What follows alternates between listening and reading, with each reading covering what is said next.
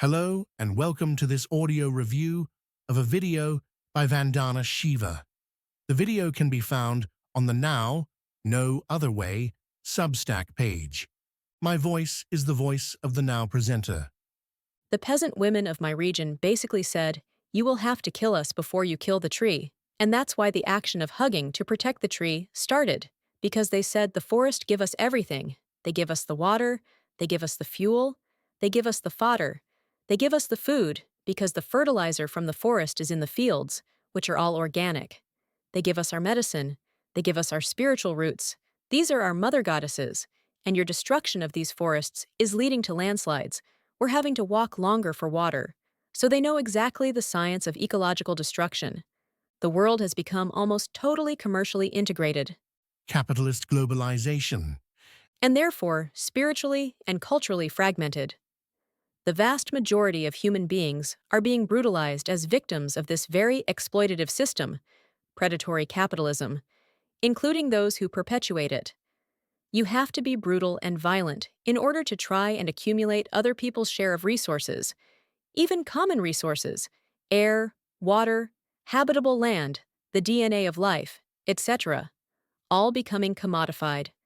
And of course, there was no way to imagine that the political instability and economic instability that we are watching at national level, country after country, Greece, Ireland, Spain, Italy, Portugal, and then America, UK, EU, China, etc., who continue to pretend it's fine, but it is actually highly unstable. Humankind is increasingly in denial on the ecological catastrophe it has created and is perpetuating. What's happening today is a recolonization in a number of ways, just as colonization was driven by power, violence, and greed. Today's recolonization is driven by power, violence, and greed. Driven and facilitated by predatory capitalism, authoritarianism, and dictatorship.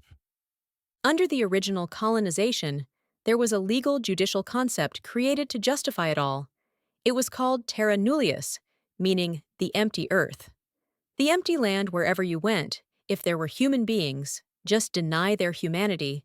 The Aboriginals of Australia are not Aboriginals. The Indians are not really fully Indians. They're more like dogs. And the books of that time, during the first colonialism, where actually Indians are shown with heads of dogs, then obviously we just couldn't be normal human beings. There was something very twisted about us.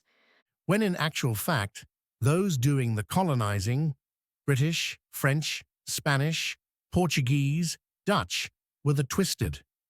The land, along with other commons, water, minerals, air, etc., became privatized, stolen, and were made into capital through the imposition of new laws in support thereof, and enforced through violence and brutality of the colonizers, the lawmakers. In our previous post to this, Indi Johar talks about if our species is to survive, we need to radically transform the underlying code, the architecture of the predatory capitalist system and culture that we have enforced in clear opposition to natural law. Today, the empty earth, not only in terms of land, but also empty life in terms of biodiversity living resources, are being colonized. This time by predatory capitalism, enshrined in law where everything is viewed as a commodity. In 1987, I was invited to a meeting on biotechnology, the new emerging technologies to modify living resources. The entire chemical industry, mega corporations, was becoming the life sciences industry, as they call themselves. They talked about how they had to create a whole new system through patenting the ownership of life. Becoming godlike. And to do that, they had to do genetic engineering to claim they're now inventors and creators of new life. Again, encoding such in new predatory capitalist laws of property, also see the work of Katharina Pistor from Columbia Law School. They had to remove any restriction in terms of markets and investment laws, and they had shaped what ultimately became the World Trade Organization. They wrote the laws and said they were. The patient, the diagnostician, and physician all went in when they defined a problem, and the problem was that farmers were saving seed. which was outside the control of the megacorporations and had to be brought under their control through forcing governments to make new laws. Economic growth, the creation of capital accumulation, which has been typical of our times, is now failing in the countries where it was created, so it would not be very smart to imagine that a model that failed in the countries of its birth would suddenly succeed in countries where it had been transported in terms of its sustainability. Yes, for a few years, in a highly unstable world, such as that which we are living in now, we will see that as the West declines, countries like China, who have such huge surpluses, will play an increasing financial economic role of power at the international level. And in that sense, the unequal power of the North dominating the South, the West dominating the East, will be changed because the model Which externalizes huge costs from its consideration. is based on iniquity essentially and non-sustainability in a very intrinsic way. China and India, by overexploiting their resources and creating massive dispossession of their people, will create both ecological, economic, and political instability. We are already seeing India and China as more important players internationally. G20, BRIC countries, all of that, yet with thousands of domestic revolts and 100,000 land protests in China and India every year.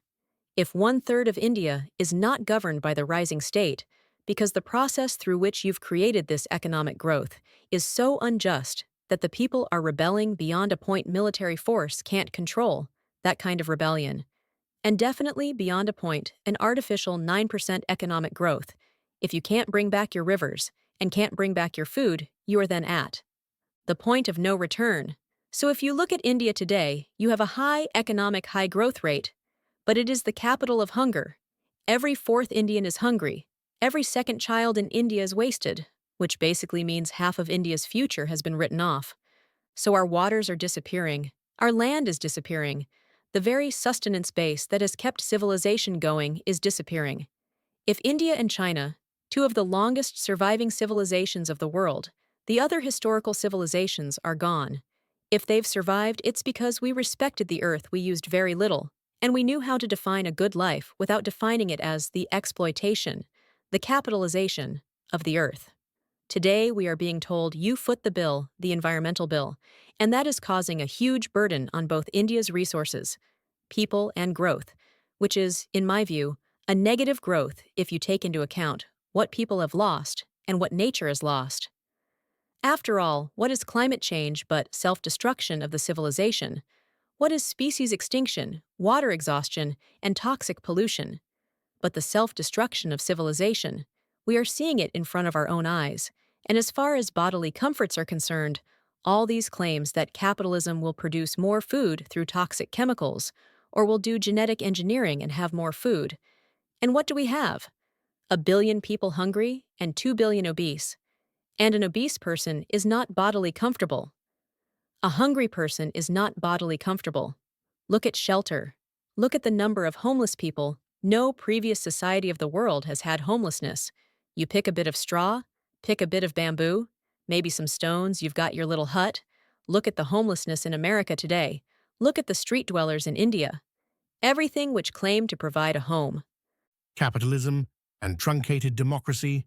has created homelessness, which claimed to provide food has created hunger, which claimed to provide employment has created unemployment. So it's a material failure, and of course, it's a spiritual failure. A well-being, sustainability failure. And the reason is an inability to think of our spiritual evolution, Our evolution of consciousness. and therefore to go for very, very narrow economic, predatory growth, which fails. Fails as it's based on greed, the greed of those who push it, and the greed they trigger. Through the concept of the psychology and propaganda of consumerism introduced by Edward Bernays, a nephew of Sigmund Freud, who is quoted as saying, "In almost every act of our daily lives, we are dominated by the relatively small number of persons that understand the mental processes of the masses. It is they that pull the wires which control the public mind. And those pulling the wires today are an increasingly small number of billionaire oligarchs who control and manipulate the media, In those who consume it.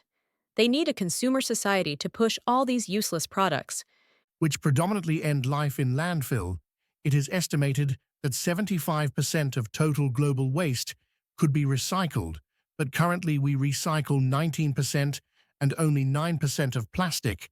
This toxic plastic culture. That keeps them in power and expands their wealth. People think they're living better by getting 3 trashy dresses or 5 bad shoes compared to nice, strong shoes that are a good leather that craftsmen can make for you, that can go on for 10 years, or cerise. These hand-woven cerise are timeless.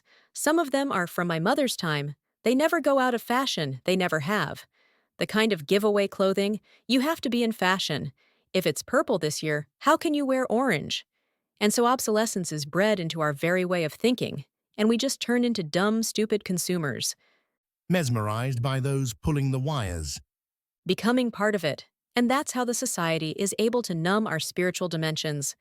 making us dumb material, consuming animals. Globalization has actually turned greed and competition into human creeds. Competition is written into the World Trade Organization rules, and greed is written into the Legal, structural, and organizational. mechanisms of making profits at any cost, which is what corporations exist for in putting the corporations and their logic up there and humanity down here. Making profiteering and greed a higher value than sharing, conserving, caring, evolving, and developing, individually as well as societally. What we have created is truncated human beings who are not happy, who are miserable. Look at the amount of Prozac being used to keep this high-growth economy going. We'll just have to find other ways. If we look at the world today, basically what we see is a recent trend, a few hundred years old, where the world was shaped into a masculine project. Colonization, Very consciously, knowledge was redefined as masculine by people like Francis Bacon. Economy was redefined in terms of that which can be traded and commercially profited from. If you cook food for your children, if you get water for your home, if you look after an old parent, that's not work, it's not productive, it's not contributing to the economy.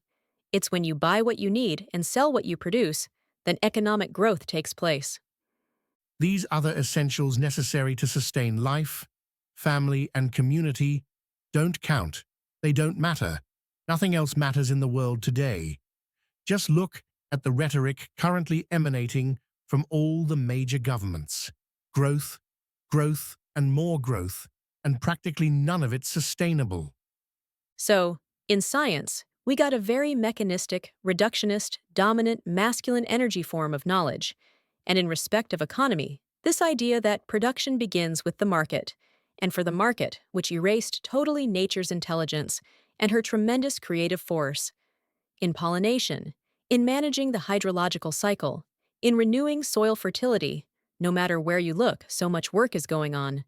Bees buzzing, water moving, droplets going from the Indian Ocean, and then, as a little drop in Portugal, all of this amazing creativity, production, reproduction, regeneration. Female energy. In real terms, not just in economic or GDP terms, but in overall humanity terms. Women are the biggest workforce on the planet, the biggest productive force on the planet, the biggest contributors to care on the planet. Their work was suddenly In economic terms, not work women, don't work. What women bring to the multiple crisis, the meta-crisis we are facing as a result of that narrow mechanistic thought. brought about by the Enlightenment and the Industrial Revolution.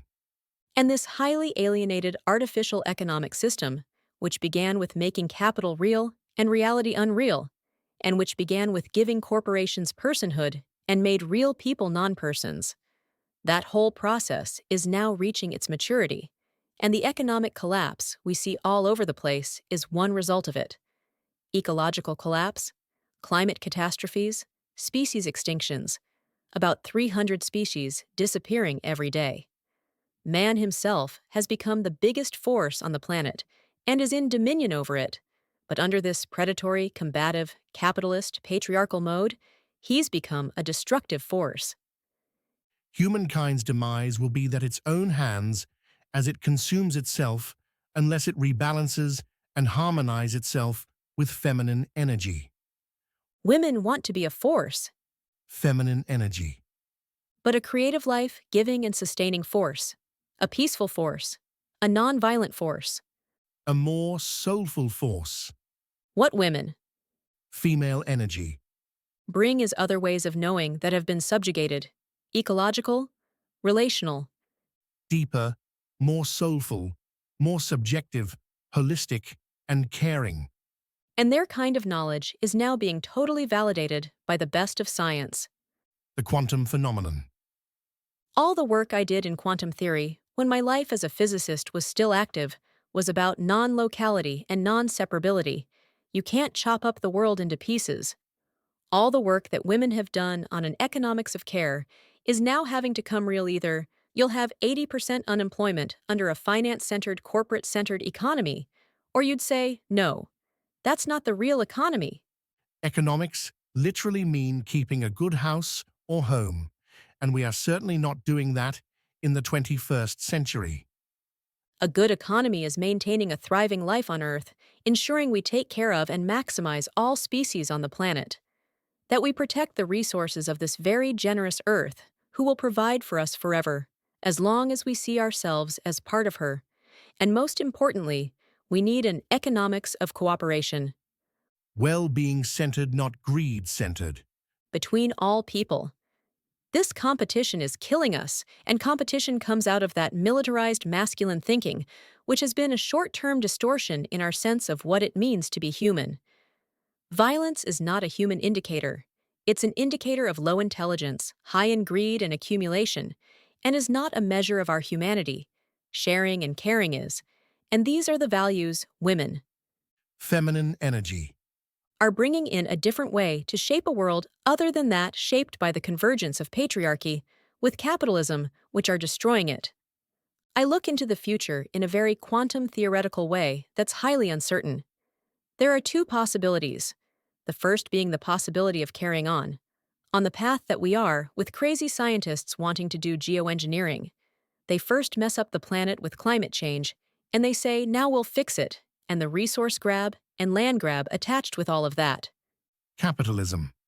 can push us fast forward to extinction, in which case I'm confident that the Earth will carry on, we as a species will go. Human species extinction is not the end of life. You just become one of the worms and microbes, and everything else is one of us. The second option is a rapid change in consciousness, a rapid change in who we are. Most women don't believe in all this grabbing, they don't have the opportunity anyway. They are shaping another world, want another world. They want nonviolence. They want sharing. They want other ways of political organizing, economic organizing, and that tectonic shift that's taking place. We could be in another place as a species. Our age has been called the Anthropocene age, where humanity has been such a destructive force on the planet. Its climate is decided by our actions. The species is decided by our actions. The state of water is decided by our actions. The fertility of soils is decided by our actions. If we carry on like this, then we won't exist. Or we can change it to the creative Anthropocene, energized by a feminine energy. The energy of non-Western spiritual civilizations. The energy of indigenous people. The energy of the Earth herself and her diversity to basically recognize we are one interval of life, and we can continue to have a future if we just recognize that one simple fact, that we are not owners, conquerors, dominators, or of the Earth, we are part of the Earth.